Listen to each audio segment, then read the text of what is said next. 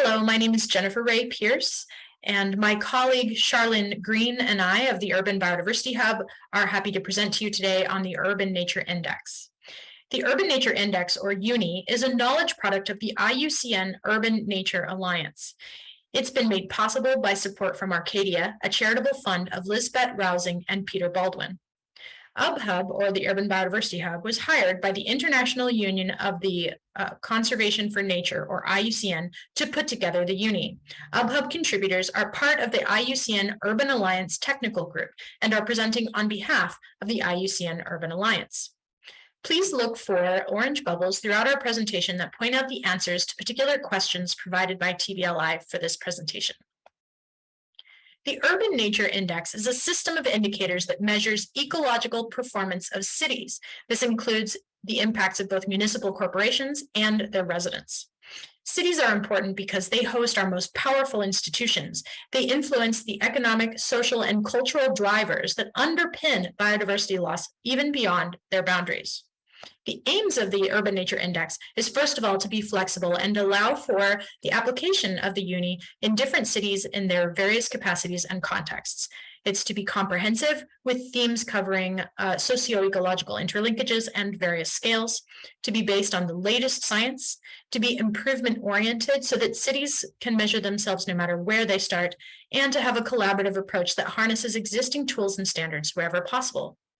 In the development of the Urban Nature Index, we started with the knowledge of the IUCN scientists, drew from academic literature, and reviewed global agreements and other comparable indices. We were also informed by feedback from practitioners through a survey of city staff and workshops working with staff on the UNI specifically. We now have ongoing feedback during the application of the UNI to continue to improve the index. The UNI is based on two primary frameworks. The first is the Urban Bioshed Impact Area, which indicates the wide array of impacts that cities have on environmental performance, including land use conservation and restoration, societal influence, and consumption and pollution measures. And this is all through a lens of equity and justice.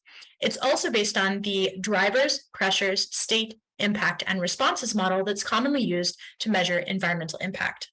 Now my colleague will talk to you about the structure of the Urban Nature Index. The structure of the Urban Nature Index is one of the areas that sets it apart from a lot of other measures in this space.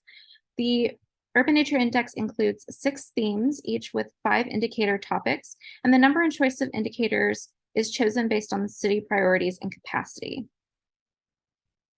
The 6 themes are consumption drivers, human pressures, habitat status, species status, and nature's contributions to people, which has a lot of bearing on social impact measures, and governance responses, which tells us a lot about the culture and policies of the institution using the UNI. Now we'll show one example indicator topic in greater detail. For each indicator topic, we include the intent of that indicator, instructions on how to apply it, and resources to assist the user in appropriately applying that indicator. The UNI web-based platform, which is to be released in 2023, allows for technical review by IUCN staff. Cities report their progress on the UNI platform, and then staff review submissions to ensure consistency and accuracy. The platform also generates visuals to compare results across locations and gathers user feedback to continuously revise and improve the UNI. The data is supplemented by those visuals and comparisons across locations on the platform.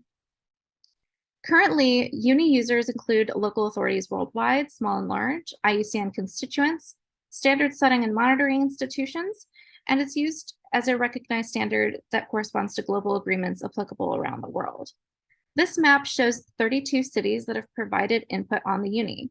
10 of them are currently applying the UNI, and an additional 40 cities will be using it in 2023. Our target is 100 cities representing at least 100 million residents applying the UNI by 2025. For the business sector, UNI is applicable as an opportunity for investment and evaluation, to identify priorities and trends in urban markets, and even to apply to corporate campuses. Thank you for the opportunity to educate you about the UNI.